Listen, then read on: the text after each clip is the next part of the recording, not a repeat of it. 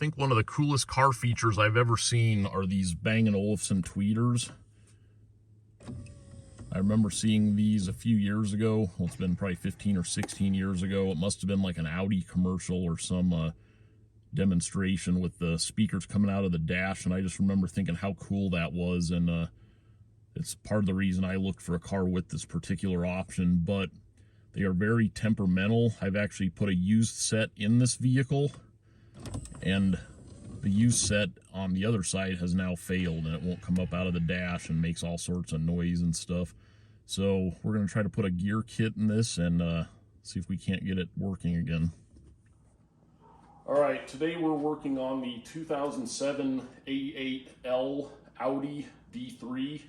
We're going to be fixing these Bang & Olufsen tweeters that pop up out of the dashboard.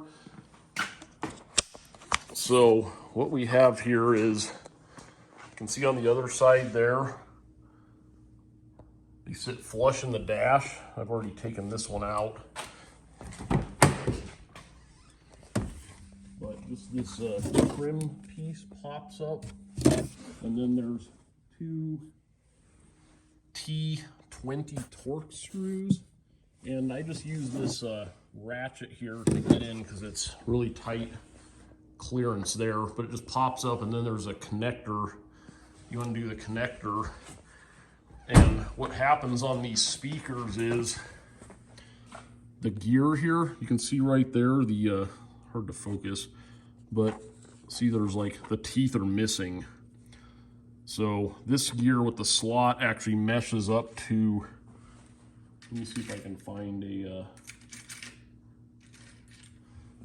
it's this part here.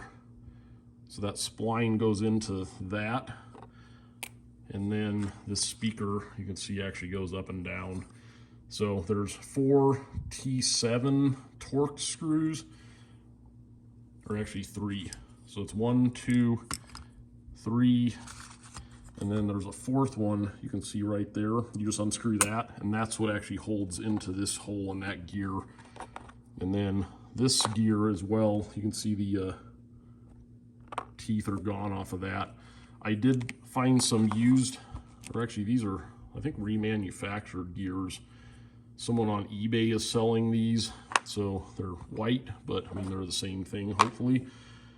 So we're gonna put these in. You just gotta open up this little motor case with those 4 T7s, and it just kind of pops open, and see, that's the gear right there that we're gonna be replacing. All right, so I've got my T7, that's not it, this one here. Just gonna pull this circuit board off of here.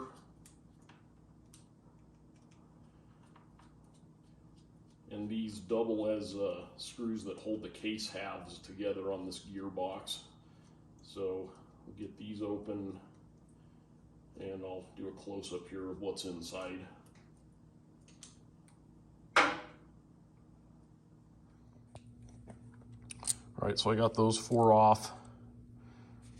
And then this gray gear is one I've already replaced, and something is still chewed up in here because it's still not going up and down the way it should.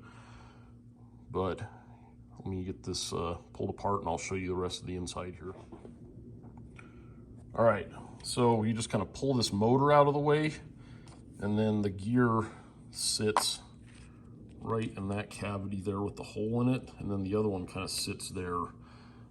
So I'm gonna attempt, you wanna make sure the slot goes in the same way you pulled it out. So mine was like roughly like 90 degrees there. So I'm gonna put it back together like that and seal it up, and I'll show you how to put it back in the car. All right, so I got everything reassembled. The bottom white gear, you put the motor back on, and then the bigger white gear sits in there, and I actually couldn't get mine to sit down flush, and I couldn't figure out why. So then I started looking at these gears. Here's the old black one, here's the one I replaced, and this little tip there that goes into the side of the motor case, which is right there, the tip broke off. So if yours won't go in all the way, checking, that's like supposed to be attached to this right here. So I actually had to get a hot needle and force it through there to break that free. But other than that, it looks like it's meshing okay and everything, and I'm gonna put the case back on and see if the speaker goes up and down. All right, I got the motor back in here, and you'll see how this goes up and down on that thing. Just wanted to point out another trick I learned on these, just to make it a little easier. I actually drilled this hole in here. I've done quite a few of these now, and if you drill this hole, it makes it a lot easier. This is that center bolt that, this is like an extra one I have, but that screw goes through there, and you just want to make sure there's a spline on the back. You can see that, and that's what actually keys into the slot on this smaller gear. But if you cut this out just with like a 1/4-inch drill bit, it'll make it a lot easier. You can just like access it right through there, because otherwise you're having to put this all together outside, and this is really hard to feed back in.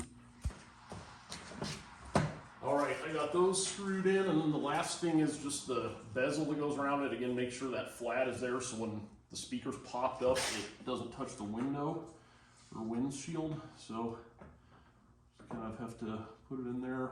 You'll feel it kind of click into place, and just kind of snap all 4 of those on.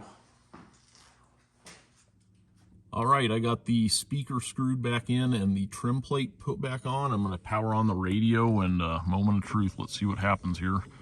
Screen pops up, and the tweeter comes up. And then you just hold the button for a few minutes, the volume knob, and then see if it goes down. All right, looks like we fixed another A8L problem here. Thanks for watching.